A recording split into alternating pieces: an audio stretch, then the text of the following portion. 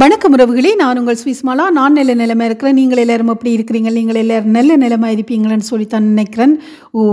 மெதுவாக இருள் இறங்கி கொண்டிருக்குது. ஒரு அழகான மாலை பொழுது. இந்த மாலை பொழுதில் நான் என்ன செய்கிறேன்னு சொல்லித்தான் உங்களுக்கு காட்ட போகிறேன். அதாவது ஒரு டேஸ்டான மிகவும் சுவையான ஒரு தாளிச்ச தோசையோடு தான் உங்களை சந்திக்க வந்திருக்கிறேன்.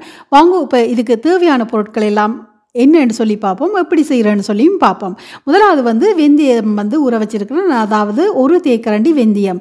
நீங்கள் விரும்பினா இந்த வெந்தயத்தோட சின்ன சீரகம் மிளகும் சேர்த்து ஊற வைக்கலாம். ஆனால் நான் அப்படி செய்யலை, வெந்தயம் தனியாக ஊற வச்சிருக்கிறேன். உளுந்து அரை கப் எடுத்து ஊற வச்சிருக்கிறேன். இந்த ரெண்டையும் நல்லா சேர்த்து நல்லா மையாக அடிச்செடுத்து 1.5 கப் அவிக்காத கோதுமை மா போட்டு பாருங்க கலந்து கொண்டு இருக்கிறேன். எந்த வித கட்டிகளும் இல்லாமல் சூப்பராக கலந்து எடுக்க வேணும். இந்த உளுந்து அடிக்கைக்கில் பழைய சோறு இருந்தால் போட்டிங்கன்னு சொன்னால் இன்னும் நல்லா சாஃப்டாக வரும். என்னட்ட பழைய சோறு கிடைக்கல, இன்றைக்கு மிஞ்ச இல்லை. இதை நான் புளிக்க வச்சிருக்கிறேன். அதாவது எந்த வித பொருட்களும் பாவிக்காமல் எங்களோட ரூம் டெம்பரேச்சர்லேயே அப்படியே நல்லா அழகாக புளிச்சு வந்திருக்குது பாருங்க. உங்களுக்கு தோசமாக புளிச்சு வரையிலேன்னு சொன்னால் அவனை நீங்கள் சூடாக்கி போட்டு நிப்பாட்டி போட்டு அதுக்குள்ளேயும் ஒரு கொஞ்சம் நேரம் வச்செடுக்கலாம். இல்லைன்னு சொன்னால் நீங்கள் கொஞ்சம் பேக்கிங் பவுடர் பாவிச்சாலும் அது நல்ல வடிவாக உங்களுக்கு புளிச்சு வரும்.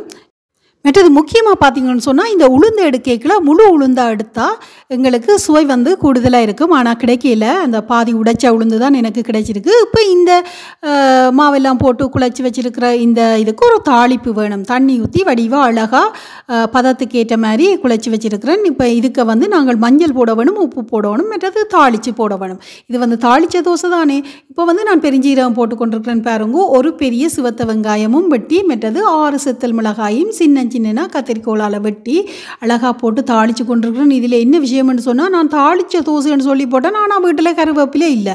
கறிவேப்பிலை போட்டிருந்தால் இந்த தாளித்த தோசை இந்த லெவலே வேறு, அவ்வளவு டேஸ்ட்டும் மனமும் சுவையாகவும் இருக்கும்.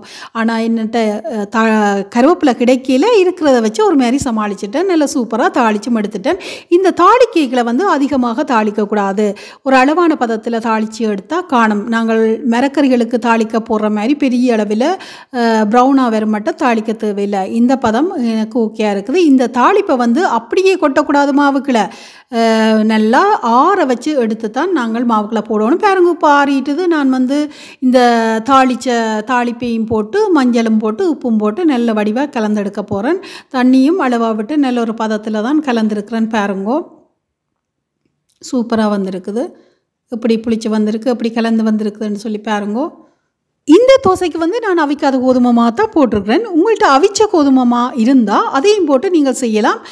சுவையில் எந்த வித மாற்றமும் வராது. நல்ல டேஸ்டான சூப்பரான அழகான தோசை தான் உங்களுக்கு கிடைக்கும். அதோடு இந்த உளுந்தோட நீங்கள் என்ன மா வேணுமென்றாலும் கலந்து அழகாக தோசை சுட்டுக்கொள்ளலாம். இப்போ விதமான மாக்கள் எல்லாம் வருது, எல்லா மாவையும் பாவிச்சு நீங்கள் தோசையாக சுட்டுக்கொள்ளலாம். பாருங்க, இந்த பருவத்தில் நாங்கள் கலந்து கரைச்சி எடுத்து ரெடியாக வச்சுருக்கோணும் சுடுறதுக்கு. அதை நான் காட்டியிருக்கிறேன் பாருங்க. குறிப்பாக பார்த்தீங்கன்னு சொன்னால் இந்த தோசைக்கு அதிகமாக நல்லெண்ணெயை தான் விரும்பி ஊற்றி சுடுவினம். சட்டியை சூடாக்கி போட்டு அதுக்கு மேலே நல்லெண்ணெயை வடிவாக தடவி அதுக்கு மேலே இந்த தோசைமா கலவையை ஊற்றி வடிவாக சுட்டடிப்பினம். என்னென்னு சொன்னால் நல்லெண்ணெய் ஒரு சிறந்த ஆரோக்கியமான எண்ணெயாக கருதப்படுறது. அதுவும் உங்களுக்கு எல்லாருக்குமே தெரியும். இந்த கலவைக்கு உப்பு கொஞ்சம் காணாமல் இருக்குது. என்னபடியாக நான் உப்பு போட்டு கொஞ்சம் வடிவாக கலந்தெடுத்துருக்கிறேன்.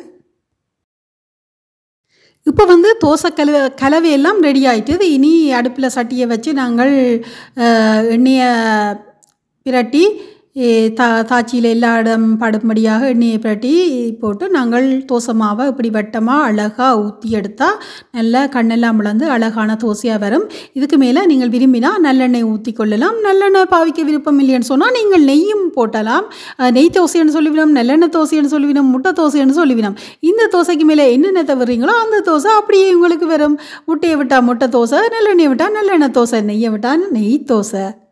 இப்படியெல்லாம் விதமாக சுட்டெடுக்கலாம். பாருங்க இவ்வளோ சூப்பராக இந்த தோசைக்கு கண்ணெல்லாம் விழுந்து நல்ல சூப்பராக ஆவி பறக்க அவிஞ்சு கொண்டு இருக்கிறார். நல்ல வடிவாக சுட்டெடுக்கணும். எனக்கு வந்து தோசை வந்து முருகலாத்தான் எடுக்கிறது விருப்பம்.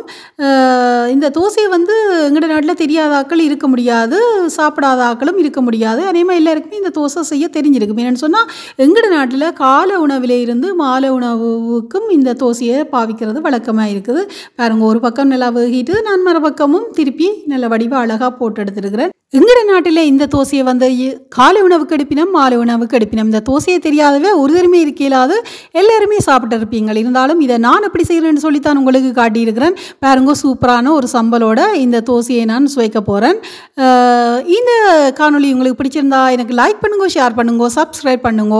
அப்படி பக்கத்தில் இருக்கிற பெல் பட்டனை அழுத்தினா தான் நான் போடுற காணொலியெல்லாம் உங்களுக்கு உடனுக்குடனே வந்து சேரும். இதோட இந்த காணொலியை நான் முடிவுக்கு கொண்டுடலாம்னு நினைக்கிறேன். பாருங்க, இவ்வளவு அழகான சூப்பரான தோசை வந்திருக்குது. அதையும் இந்த இடித்த சம்பல், நான் சம்பல் வந்து அதிகமாக இடித்து தான் செய்கிறேன். நான் இடி சம்பலோட அவிக்காத கோதுமை தாளித்த தோசை. இதோட இந்த காணொலியை முடிவுக்கு கொண்டு வரேன். நன்றி, வணக்கம்.